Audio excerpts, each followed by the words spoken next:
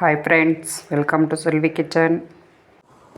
ஒரு கட்டு முருங்கைக்கீரை எடுத்துருக்கோங்க. வாங்க இதை பாருங்கள், எல்லாம் க்ளீன் பண்ணி எடுத்து வச்சுருக்கேன். முருங்கைக்கீரை துவையல் எப்படி அரைக்கிறதுன்ட்டு பார்க்கலாம். கீரை இப்போ கழுவிக்கலாங்க. பற்ற வச்சு ஒரு வாணையில் வச்சிடலாங்க.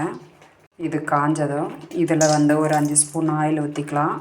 1/4 டீஸ்பூன் கடுகு, 1/2 ஸ்பூன் ஜீரகம், தனியா 1 ஸ்பூன், பருப்பு 1 ஸ்பூன், உளுந்து 2 ஸ்பூன், துவரம்பருப்பு 1 ஸ்பூன், ருச்சி வச்சா 7 பூண்டுங்க, 6 வரமிளகா, சின்ன துண்டு இஞ்சிங்க, 2 துண்டு சின்ன பீஸு தேங்காய், 2 பெரிய வெங்காயம் நறுக்கி வச்சுருக்கேங்க, சின்னதாக 2 தக்காளி, கருவேப்பிலை கொஞ்சமாக, சின்ன நெல்லிக்காய் சைஸ் அளவுக்கு புளிங்க.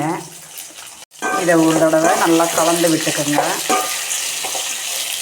சட்னிக்கு நம்ம கருப்பு உளுந்து போட்டு வதங்கிட்டுருக்கோம். அது பேக் பெயினுக்கெல்லாம் ரொம்ப நல்லது.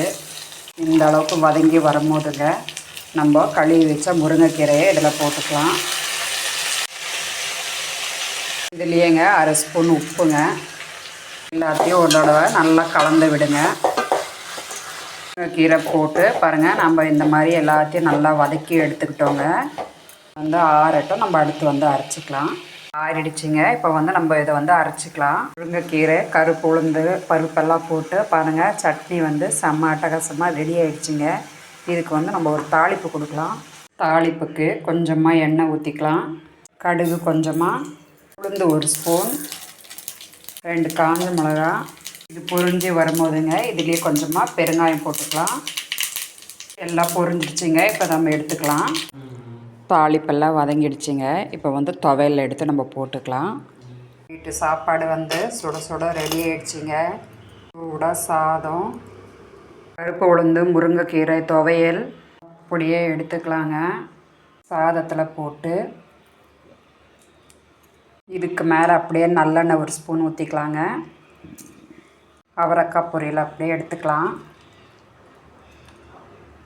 நல்லா சுட சுட சாதங்க, முருங்கைக்கீரை துவையல் நல்லா பிணைஞ்சி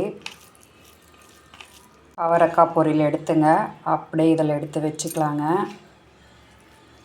வாங்க சாப்பிட்லாம். இந்த வீடியோ உங்களுக்கு பிடிச்சதுன்னா லைக் பண்ணுங்கள், ஷேர் பண்ணுங்கள், சப்ஸ்கிரைப் பண்ணுங்கள். தேங்க்யூ. கீழே கமெண்ட் பண்ண. பருப்பு உளுந்து முருங்கைக்கீரை துவையலோட ரெசிபியை நீங்களும் ட்ரை பண்ணி பாருங்கள்.